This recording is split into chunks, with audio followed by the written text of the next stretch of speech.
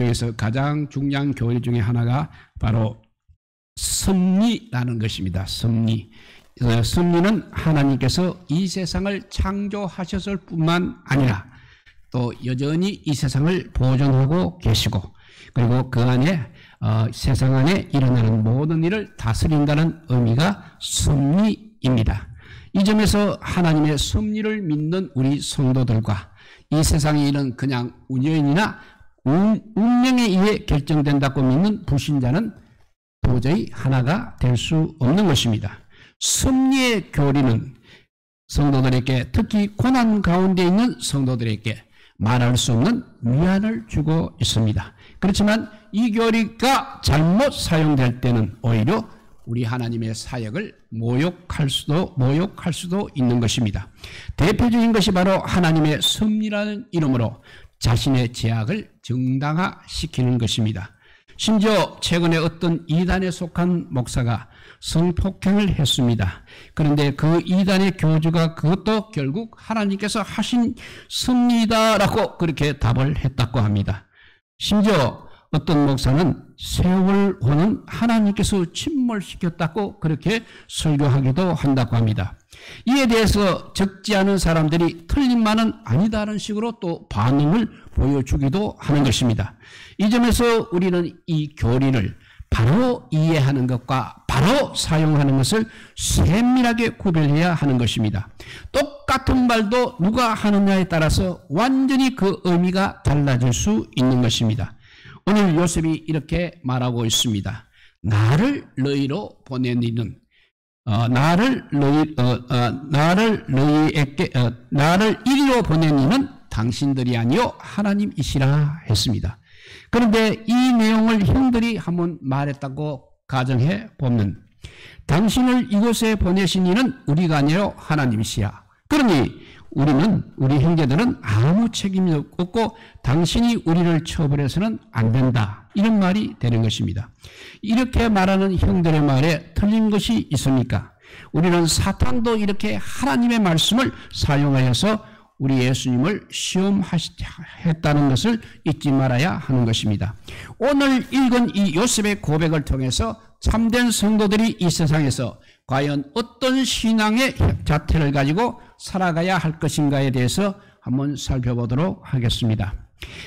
바로 앞장에서 우리는 유다의 최후의 긴 변론을 들었습니다. 이 변론은 아주 감동적입니다. 그래서 요셉의 마음을 그야말로 뒤흔들어 놓았습니다. 최고의 지도자가 자신을 통제할 수 없는 그런 지경에 이른 변론이었던 것입니다. 그래서 큰 소리로 요셉은 자기 시종들에게 모두 물러가라고 명령을 하였습니다. 그리고 큰 소리로 대성 통곡까지 하였습니다. 얼마나 크게 울었던지 애굽 사람에게도 들렸다고 합니다. 그리고 공중에 들릴 정도였다고 합니다. 아마 그때 시각이 밤이었을 것입니다. 바로의 궁이 바로 옆에 있었다면 실제로 가능한 일이었을 것입니다. 아니면 요셉의 통곡이 소문으로 온 땅에 퍼졌다고 이렇게 또 생각할 수도 있는 것입니다. 모두가 물러간 후 요셉이 이제 자신의 정체를 밝히고 있습니다. 지금까지 요셉은 청지기를 통하여서 그냥 자기 메시지를 전달하기만 했습니다. 중간에 이렇게 통역을 사용하여 이야기를 나누었으니 얼마나 답답했겠습니까? 그런데 요셉이 애굽말이 아니라 이제 자신들의 모국어로 나는 요셉이라 내 아버지께서 아직 살아 계신나이까? 라고 말하니 형들이 얼마나 놀랐겠습니까? 지금까지 요셉은 그냥 당신들의 아버지라고 그렇게 말을 해왔습니다. 실제로 이 질문에 대해서 형들은 아무런 답을 하지 못하고 있습니다. 여러분이 이 장면에 대해서 한번 상상해 보시기 바랍니다. 유다가 이제 형제들을 대표해서 재판장에게 최후의 변론을 마쳤습니다. 이제 판결이 떨어지기를 기다릴 뿐인 것입니다. 아마도 그들은 그러면 그래 좋다. 유다가 베냐민을 대신해서 종으로 살아라 라는 답을 간단히 소망했을지도 모르겠습니다. 그런데 재판장으로부터 엉뚱한 대답이 나옵니다. 나는 요셉이다는 말을 들었습니다. 그러니 그 형들의 정신상태가 어떠했겠습니까? 실제로 3절에 보면 놀랐다는 말이 사용되고 있습니다. 이 말은 특별히 전쟁을 앞둔 상황에서 사용되는 말입니다. 즉 형제들에게 요셉이 말하는 것은 마치 선전포고, 전쟁을 선전포고하는 것과 같이 들렸다는 것입니다. 아마 이들은 꿈인지 생시인지 구별이 가지 않았을 것입니다. 온갖 생각들이 아마 났을 것입니다. 정말 저 사람이 요셉이 맞나? 어떻게 저 사람이 요셉이 총리가 되었지? 정말 요셉이라면 앞으로 어떤 일이 어떻게 될까 등등 아무도 말 못하고 벌벌 떨고 있는 형들에게 요셉은 가까이 오라고 말을 했습니다.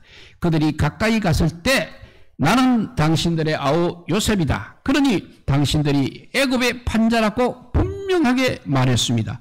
이제 형들은 더 놀랄 수밖에 없었습니다. 도대체 어떻게 이런 일이 가능할 수 있단 말인가? 자, 이제 우리는 다 죽었다고 생각을 했을 것입니다. 요셉이 그들이 두려움에 떨고 있는 것을 알았습니다. 그래서 요셉은 계속 이렇게 말을 이어가고 있습니다. 당신들이 나를 이곳에 애굽에 팔았으므로 근심하지 마소서, 한탄하지 마소서, 미워하지 마소서. 하나님께서 생명을 구원하시려고 나를 당신들 앞서 보내셨나이다 라고 그렇게 말을 했습니다. 다시 말하자면 똑같은 말을 누가 하느냐에 따라서 전혀 다른 내용이 될 수 있다는 것을 우리는 잘 기억해야 합니다. 예를 들면 어떤 형이 동생을 팔았습니다. 그 동생이 이제 미국에 가서 큰 부자가 되었다고 하면 가정을 해봅시다. 그렇다고 해서 우리가 어쨌든 그 형이 정말 잘했네. 안 그랬으면 동생이 평생 거지로 살았을지도 모를 것이, 거지를 살았을 것 아니냐고 그렇게 말할 수 있을 것입니다. 그 말이 정말로 맞는 말이 될 수 있는 경우는 그 말을 그 동생이 바로 했을 때일 것입니다. 아까 말한 대로 세월호가 침몰된 것은 하나님께서 하신 일입니다. 라든지 우리가 일본 제국주의 밑에서 35년 동안 있었던 것은 하나님의 섭리입니다. 라고 했을 때 이런 말을 목사님이 설교 시간에 함부로 할 수 있는 그런 말은 아닐 것입니다. 그런 말은 성도들에게 아무런 위로가 되지 않는 것입니다. 그 말이 정말로 위로가 되는 경우는 그 말을 바로 세월호 유족들이나 위안부, 일제시대의 위안부 할머니들이 하는 경우가 조금 위로가 될 것입니다. 하나님께서 먼저 요셉을 보내셨다는 이 요셉의 신앙 고백은 형들에게는 위안을 주었지만 요셉의 자신에게는 주었지만 요셉 자신에게도 역시 큰 위안이 되었을 것입니다. 하나님께서 요셉을 먼저 보내셨다는 말입니다. 비록 지금은 애굽 총리가 되어 있지만 요셉은 그야말로 그동안 보디발의 집에서는 종으로 살았습니다. 또 반역자를 다스리는 옥에서 죄수로까지 살았습니다. 얼마나 그의 인생이 험한 인생으로 살았습니까? 그러나 하나님의 섭리에 대한 신앙 고백이 요셉으로 하여금 형들을 용서할 수 있도록 하였다는 것입니다. 이것이 섭리의 신앙의 위대한 것입니다. 아무리 자신에게 악한 일이 일어나고 고난이 닥쳐오더라도 하나님께서 하셨다는 사실을 정말로 믿는다는 타인에게 관대해 줄 수 있다는 것입니다. 여기서 믿음의 역할이 너무나 중요합니다. 어떤 사람들은 만약 하나님께서 그런 일을 하셨다고 한다면 어떻게 그 하나님을 믿을 수 있는가 그렇게 변론을 제기할 수도 있을 것입니다. 실제로 적지 않은 성도들이 그런 태도를 취하고 있기도 합니다. 하나님을 믿으면 항상 좋은 일만 일어나야 한다고 생각을 하고 있습니다. 그러나 그것은 참 신앙이 아니라는 것입니다. 이 세상에는 좋은 일과 나쁜 일이 모두 실제로 우리에게 일어나고 있습니다. 그 중에 좋은 일만 하나님께서 주장하신다면 하나님은 그야말로 부분적인 하나님 아니면 반쪽 하나님에 불과한 것입니다. 진짜 하나님은 좋은 일만 생기게 하는 하나님이 아니라 모든 것을 합력하여 선을 이루시는 분이십니다. 요셉은 하나님께서 자신을 애굽에 보낸 이유를 분명히 알고 있었습니다. 그것은 바로 생명을 구하기 위해서였습니다. 이미 흉년이 이제 2년 지났을 뿐입니다. 앞으로 7년이나 더 흉년이 지속될 것입니다. 그러면 땅을 갈지도 못하고 추수도 못하는 것입니다. 만약에 요셉이 애굽 땅에 그대로 있었다면 야곱의 모든 가족은 기근으로 멸절당하고 말았을 것입니다. 그러면 이스라엘 역사도 이제는 사라져 버리는 것입니다. 7절에도 식지 하나님께서 요셉을 먼저 보낸 이유를 구체적으로 서술하고 있습니다. 하나님이 큰 구원으로 나를 당신들의 생명을 보존하시렸고 당신들의 후손을 세상에 두시렸고 나를 당신들 앞서 보내셨다. 이렇게 말씀하고 있습니다. 요셉은 이 섭리의 목적을 이와 같이 분명하게 인식하고 있었다는 것입니다. 이스라엘을 건지시기 위해서 하나님은 요셉을 애굽의 총리로 되게 하셨다는 것입니다. 그리고 요셉은 계속해서 말을 하고 있습니다. 하나님이 나를 아비의 아비를 삼으시며 그 온 집의 주를 삼으시며 애굽 온 땅의 치리자를 삼으셨나이다 라고 했습니다. 여기서 우리는 직분의 의미를 생각해 보게 됩니다. 하나님은 요셉을 애굽으로 보내셨습니다. 그리고 그를 총리로 세우셨습니다. 그 이유가 무엇입니까? 바로 이스라엘의 생명을 구하도록 하기 위해서였다는 것입니다. 이스라엘의 생명을 구하기 위해서 요셉을 애굽으로 보냈고 요셉을 총리로 세우셨다는 것입니다. 요셉은 형들에게 자신의 지위에 대해서는 이야기하지 않고 있습니다. 아마 형들은 도대체 어떻게 해서 요셉이 총리가 되었는지 아주 가장 궁금하였을 것입니다. 그러나 요셉은 거기에 대해서는 한마디도 하지 않고 있습니다. 하나님께서 그렇게 하셨다. 하나님께서 그렇게 하셨다로 간단하게 끝내버리고 있습니다. 지금 중요한 것은 요셉이 총리가 된 과정이 아니라는 것입니다. 하나님께서 왜 그렇게 하신 목적이 무엇인가 더 중요하다는 것입니다. 요셉은 자신이 할 일을 정말 정확하게 알고 있었습니다. 그리고 그 일을 지체하지 않았습니다. 9절 이후에 보면 요셉이 자신의 계획을 실행함에 있어서 상당히 서두르고 있다는 인상을 주기에 충분합니다. 요셉은 형들에게 속히 돌아가라고 명령을 합니다. 또 아버지 야곱에게는 지체 말고 내려오라고 메시지를 전하고 있습니다. 마지막 말을 마칠 때 자기가 한 말을 다 야곱에게 고하고 속히 모시고 내려오라고 형들에게 신신당부를 하고 있습니다. 흉년이 지속되는 상황 속에서 가나안 땅에 있는 아버지와 그의 자손들이 위험에 처할 수도 있었기 때문에 요셉은 하루속히 아버지와 그의 모든 실속들이 애굽으로 와야 한다고 생각을 하였던 것입니다. 요셉의 계획은 아주 구체적이라는 것을 우리가 여기서 주목하게 됩니다. 요셉은 그들의 머물 땅도 구체적으로 지정을 하고 있습니다. 그 땅 이름은 바로 고센이라는 것입니다. 고센에 오게 되면 요셉은 야곱과 그의 아들들과 손자들과 양가수와 모든 소유를 잘 돌보겠다고 약속을 하고 있습니다. 그리고 앞으로 있을 5해의 흉년 동안 아버지를 잘 복양하겠다고 전하라고 그렇게 하였습니다. 요셉의 말 속에는 가장 많이 나온 단어가 바로 아버지라는 말입니다.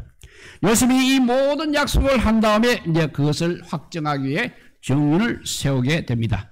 하나는 형들이고 다른 하나는 자신의 아우 베냐민입니다. 요셉이 한 말은 10명의 형들과 1명의 동생이 다 들었다는 것입니다. 그것도 통역을 통해서 들은 것이 아니라 요셉 본인의 입으로부터 직접 들었습니다. 따라서 요셉의 말은 공적인 약속으로 이해해야 할 것입니다. 이 약속을 마치고 나서야 비로소 요셉은 베냐민의 목을 안고 울었습니다. 베냐민도 요셉의 목을 안고 울었습니다. 요셉은 이 순간을 얼마나 기다렸겠습니까? 그리고 나서 형들과 입맞추고 안고 울었습니다. 이 장면이야말로 창세기에서 가장 가슴 뭉클한 장면이라 할 수 있겠습니다. 바로 이 장면이 창세기에서 가장 가슴이 뭉클한 장면입니다. 이 모든 일이 다 정리되었어야 형들이 요셉과 말하기 시작했습니다. 이제 모든 긴장은 사라졌습니다. 나는 요셉이다 라고 했을 때 형들은 전혀 말을 한마디도 할 수가 없었습니다. 그러나 이제 서로 나누었던 사이가 화해를 이루게 되었습니다. 화해가 성립되자 서로 이야기를 나눌 수 있게 된 것입니다. 20년 만에 처음으로 대화를 재개하게 된 것입니다. 아마 그들은 밤새도록 이야기의 꽃을 피웠을 것입니다. 특히 요셉은 특히 베냐민과 깊은 대화를 나누었을 것입니다. 물론 구체적으로 무슨 이야기를 나누었는지는 성경이 침묵을 하고 있습니다. 그것은 오늘 우리를 위해서는 별 유익한 것이 없기 때문에 성경 기자가 아마 생략을 했을 것입니다. 이제 말씀을 정리해 봅니다. 사랑하는 성도 여러분, 오늘 읽은 본문에서 우리는 섭리에 대한 요셉의 신앙 고백을 보게 됩니다. 이 신앙 고백을 통해서 우리는 서로 갈라져서 원수가 되었던 형제들이 어떻게 해서 다시 화해하게 되었는지를 알게 되었습니다. 섭리에 대한 신앙으로 인해 요셉은 이전의 모든 고난, 모든 악을 잊을 수가 있었습니다. 더 나아가 섭리의 신앙은 요셉으로 하여금 자신의 사명에 충실하게 하였습니다. 또 요셉은 자신의 자리를 뱃설로 생각하지 않았습니다. 많은 사람들이 요셉의 꿈에 대해서 이야기를 하고 있습니다. 물론 요셉의 꿈은 분명히 성취가 되었습니다. 형들뿐만 아니라 세상의 모든 사람들이 다 그 앞에 절을 하게 되었습니다. 그러나 그것이 절하는 것이 전부가 아니라는 것입니다. 높은 자리에 올라가는 자체가 성도의 꿈이 되어서는 안 된다는 것입니다. 높은 자리에 올라갔을 때 과연 무엇을 하는 자가 훨씬 더 중요한 것입니다. 요셉은 자신의 능력이나 힘으로 그런 자리에 올라갔다고 생각하지 않고 있었습니다. 그는 바로 하나님께서 그렇게 하셨다. 그는 바로 요셉은 하나님께서 자기를 그렇게 하셨다는 것을 확신하고 있었습니다. 그렇기 때문에 요셉은 자리에 연연하지 않았다는 것입니다. 자리보다는 자리를 통하여서 자기가 해야 할 일에 관심을 더 많이 가졌다는 것입니다. 이제 그 때가 온 것입니다. 요셉은 하나님께서 주신 권세로 이제 하나님의 교회를 구원하여 섬기기로 결단을 하였습니다. 이것은 오늘날 우리 모든 성도들로 하여금 교훈이 되게 합니다. 하나님께서 우리를 세상에 보내주셨습니다. 하나님께서 우리를 세상에 보내신 가장 큰 이유가 우리를 통해서 바로 하나님의 교회를 구원하고 하나님의 교회를 섬기기 위해서인 것입니다. 하나님께서 우리를 세상에 보내신 가장 큰 이유, 우리를 통하여서 교회를 구원하고 교회를 섬기기 위해서인 것입니다. 이 일을 하다 보면 견디기 힘든 어려움도 당할 것입니다. 그러나 그럴 때마다 우리를 위해서 먼저 이 세상에 오신 예수 그리스도를 바라보시기 바랍니다. 그분의 예수 그리스도의 승림을 통해서 우리가 분명히 구원을 받았습니다. 이제 우리의 승림을 통해서 우리와 우리의 자녀들이 구원을 받게 해야 할 것입니다. 그래서 갈라디아서 6장 9절에 보면 우리가 선을 행하되 낙심하지 말지니 피곤하지 아니하면 때가 이름에 거두리라고 했습니다. 주의 나라를 위해서 힘쓰고 애쓰는 모든 성도들에게 하나님의 도우심이, 하나님의 섭리가 항상 있기를 우리 주님의 이름으로 축복드립니다. 기도하겠습니다. 사랑의 하나님, 감사하고 감사합니다. 정말 하나님의 섭리는 오묘하고 오묘합니다. 우리가 아버지여 짐작할 수 없을 만큼 친밀하게 아버지여 조직되어 있습니다. 이제 하나님께서 우리에게 보내신 사명을 우리가 요셉처럼 감당하게 하여 주시옵소서. 그냥 교회에 와서 나만 구원받고 돌아가는 것이 아니라 우리와 우리 자손까지 아버지여 구원받는 교회를 세우고 교회를 섬기는 우리 모두가 되게 하여 주시기를 간절히 빌고 오라올 때 우리 구주 예수 그리스도 이름으로 기도드리옵나이다. 아멘. 예, 우리 찬송가